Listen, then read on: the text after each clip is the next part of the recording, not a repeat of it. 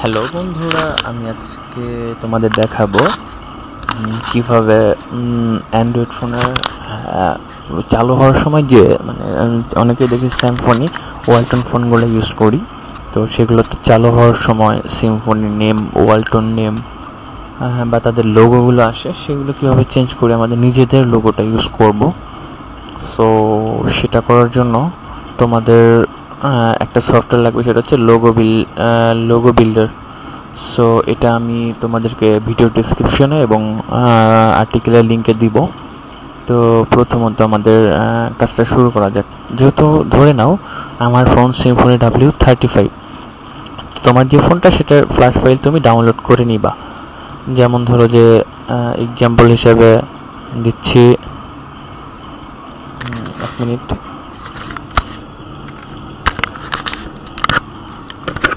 প্রথমে আমি গুগলে যাব। গুগলে যাওয়ার পরে ধরো লিখবো আমার ফোন হচ্ছে সিম্ফনি W35 সিম্ফনি W35 35।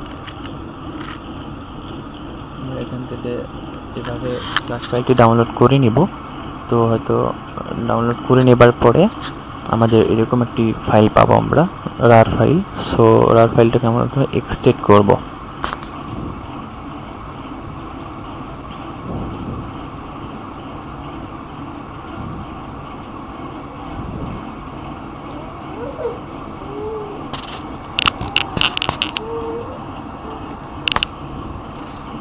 ফাইলটা এক্সট্রাক্ট করার পর আমাদের প্রথমে করতে হবে কি, যে ফাইলটার ভিতরে একটা ফাইল আছে, এটা হচ্ছে রম, এটা হচ্ছে লোগো বিন। এই ফাইলের মধ্যে সব ধরনের লোগো আছে। এটা আমরা প্রথমে কি করব, লোগো বিল্ডার এটা এক্সট্রাক্ট করব।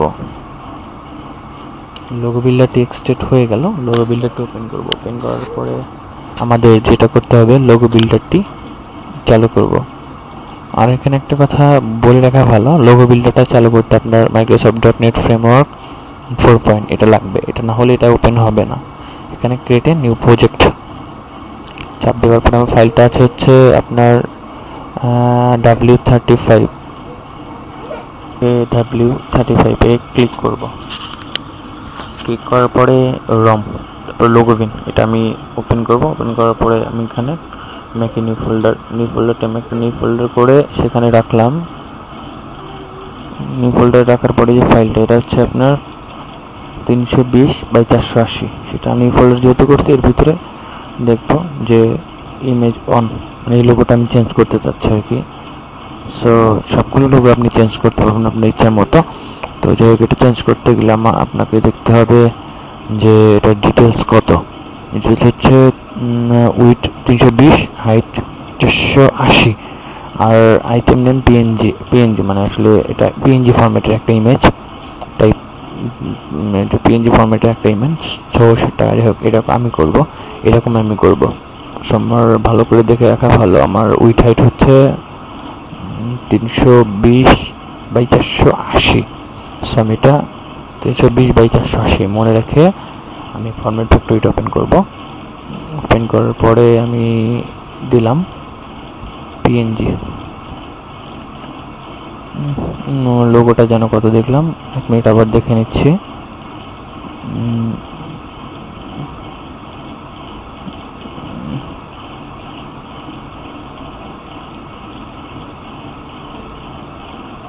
যাই হোক, আমি আবার দেখে নিচ্ছি।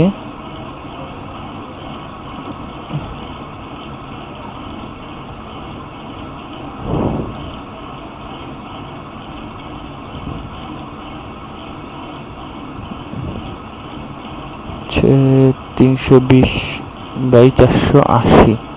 যাই হোক, 320/480, সরি,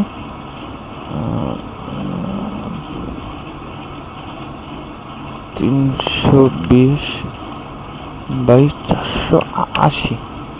ওকে, স্টার্ট।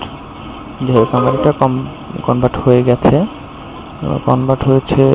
যাই হোক, একটু সাইজটা, একটু ইমেজের সাইজটা একটু বেশি হয়েছে, সেটা বড় কথা না। IMG on. হয়তো এই নামটা কেন দিলাম সেটা হয়তো বুঝতে চাইবেন। সেটা যেহেতু আমি এই লোগোটা চেঞ্জ করবো, লোগোটার সেম নামটা হওয়া লাগবে। দেওয়ার পরে রিপ্লেস করার পরে এখানে একবার রিফ্রেশ করে দেখেন ইমেজটা এখানে চলে আসছে। আপনি লোগো বিল্ডার এখানে গিয়ে দেখেন, ওকে লোগো আপনারটা কিন্তু চলে আসছে। এখানে ম্যাকে চাপ দিবেন, চাপ দেওয়ার পরে মেকে চাপ দিবেন, ম্যাক মানে কমপ্লিট হয়ে গেল। সো এক্ষেত্রে এখানে আমার আপডেট জিপ নামে একটা ফাইল হবে।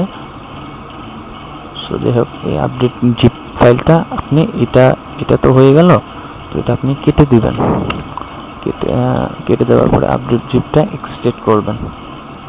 এক্সট্রেক্ট করার পরে এই যে আপডেট লোগো বিন 192 KB লোগো বিনটা আবার আপনি, সেটা হচ্ছে মূল যে ফ্ল্যাশ ফাইলটা আছে এর ভিতরে আপনি লোগোটা রিপ্লেস করে এটা দিবেন, রিপ্লেস। ওকে, আপনারা কিন্তু এখানে লোগোটা রিপ্লেস হয়ে গেল। এর ভিতরে আপনার ফাইলটা আপনার লোগো রয়েছে নিজস্ব। সো এক্ষেত্রে এখন আপনি এটা দিয়ে ফ্ল্যাশ করবেন। ফ্ল্যাশ করার জন্য স্বাভাবিক নিয়ম সবাই জানেনি, তো ফ্ল্যাশ টুলসে গিয়ে,